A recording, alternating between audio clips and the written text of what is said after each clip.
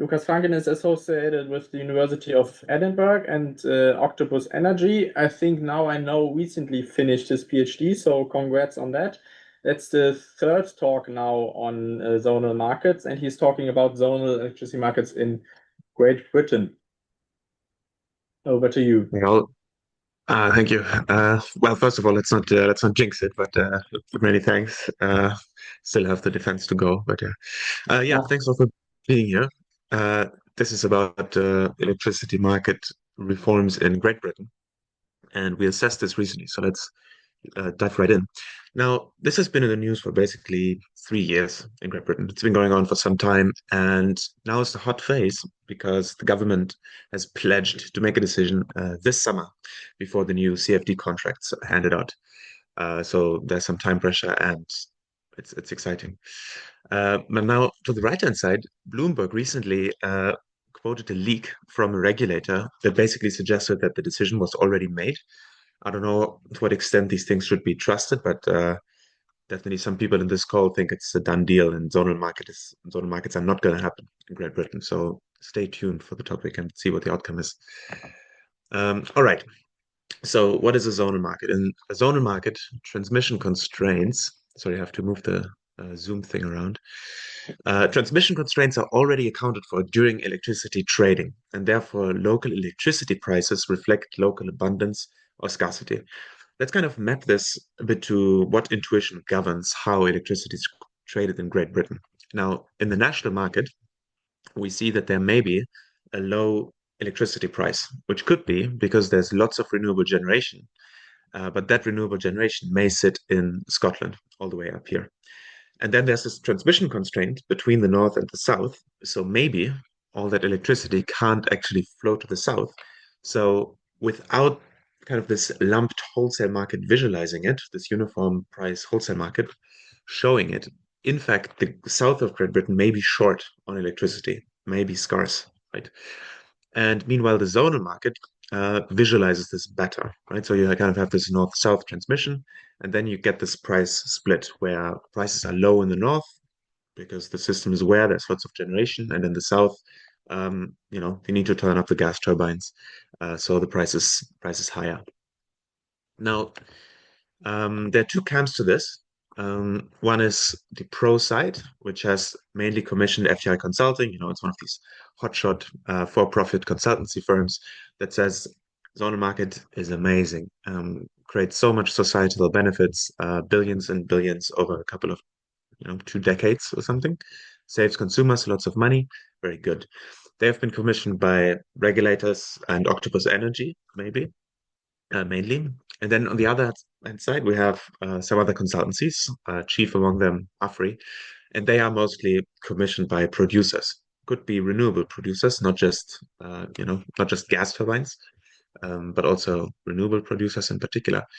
So, and they come to differing outcomes. So AFRI basically says, yeah, there's some efficiency that we gain through zonal market, but it's also a more risky investment environment. And investors will ask for more money to put their money forward. And overall, the balance of those two things works against the zonal market. So they say, not worth it, don't do it. Okay, that's great. So different outcomes. Let's be scientists about this. Let's look at the results. Closed source modeling alert. Oof, big issue. So we can't really reconcile the differences in these findings. So we had to step in. We had to build a model ourselves. No way around it. So let's get to it. So we built GB Power over the last year. It's a backcasting operational only model.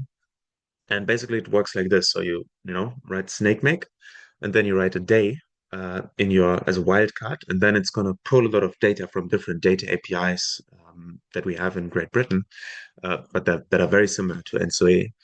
And it assigns marginal generation costs to each unit, and does all kinds of things, and then models what that particular day looked like in terms of system operation, and what it would have looked like in a different layout in a zonal market, for instance. Yeah, this is kind of the vibe of the model, if you will. What is really cool is that we have this unit level merit order curve. So on the left hand side here, we have some renewables. They bid negatively, which is a result of their particular subsidy scheme, which is now being displaced more and more by CFDs. But the one that was before CFDs allowed wind generators to bid negatively.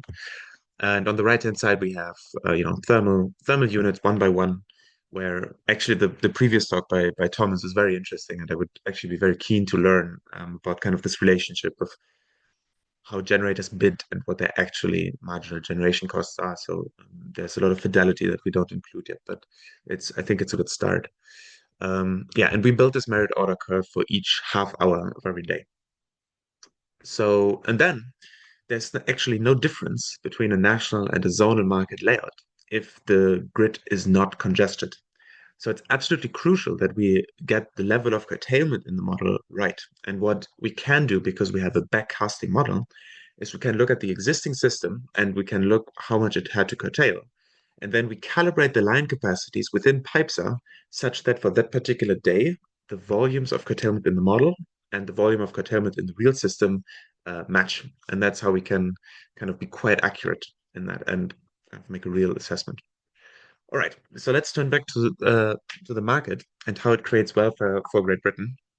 I had a previous version of this talk, which was for the Journal Club, which was a lot about consumer savings, producer surplus, how much money they lose. That's in the paper. It's an interesting discussion, but we're not going to focus on that here. We're just going to focus on how the efficiency gains work, how the model measures it, and how they stack up overall in terms of welfare gain for Great Britain as a result of the zone market.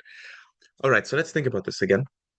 In the national market, we have a depressed wholesale price because of all the wind generation in Scotland. And we have in GB as a result an overestimation of how much electricity there's available. That has implications for how flexible assets operate, right? So in the national market, the system thinks, oh, we have plenty of electricity in England. Let's send it to Europe and sell it for some profit. And that's absolutely fair enough if that's your market. And then what happens is that only in the second step, when you actually get close, let's say you say, okay, we're going to sell a lot of electricity on Sunday.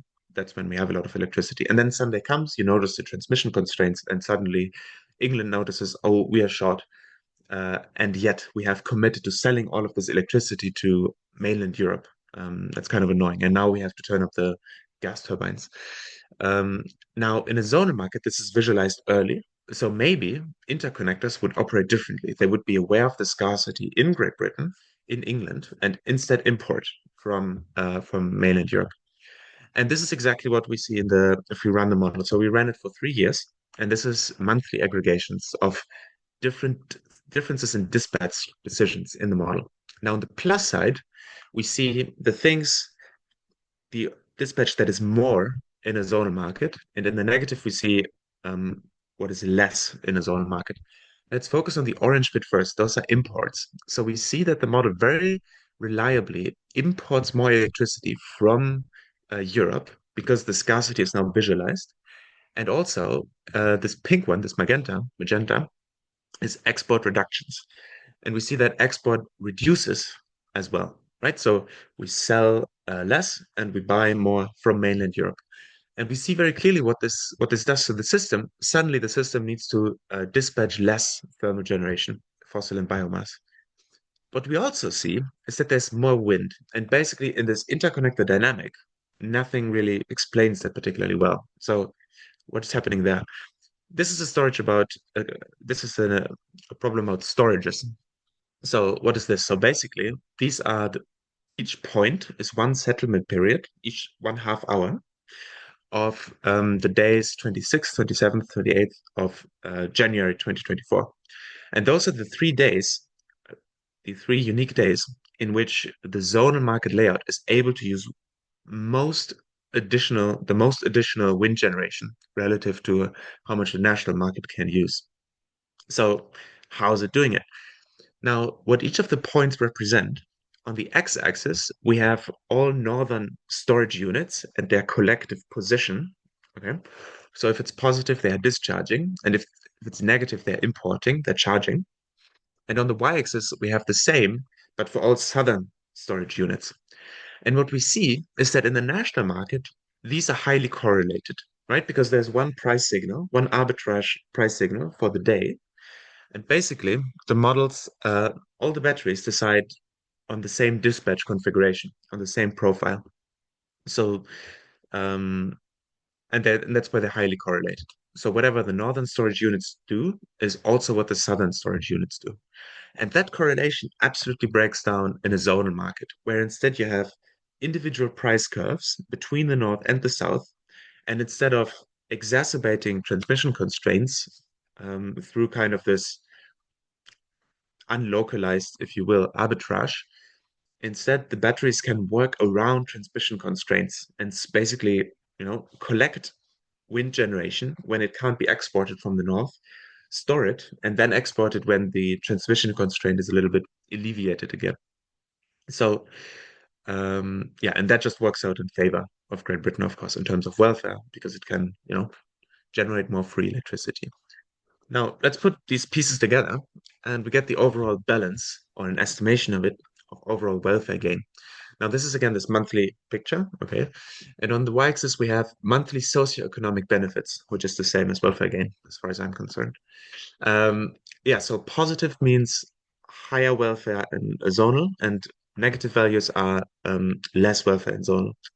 And we see that what hurts welfare is exporting less. That's the magenta bit. So we are exporting less, so therefore we get less money, reducing welfare, and we import more, so we more money flows out of Great Britain, also reducing welfare. And then, but on the positive side, it's more than made up by reducing, preventing a lot of thermal generation, which is just expensive, costs a lot of fuel, etc., with also, of course, also implications for carbon emissions and so on. And this adds up to a total of around 2 billion. And that would outweigh, if you project it into the future, the cost of additional risk in a zonal market layout. So this paper is very much in favor of a zonal market reform, and we don't like Bloomberg anymore. And that's it. Thank you very much for the attention. Any questions? So from Wouter, what line capacity percentage did you obtain from the calibration step? Yeah, so this is one of the weaknesses of the paper is that we work on a full DC flow approximation. So we don't have Kirchhoff voltage law in there. And that should intuitively reduce kind of this calibration factor that you're, I think, asking for. What we see is about 0.3 to 0.4, and we validated this against some of what the FDI folks are getting, and they're also working in full DC approximation in Plexus, and it also seems to be in that area. But at the end of the day, what you would much rather do is have it implemented in AC power flow, and yeah, hopefully that's a future work that could be done.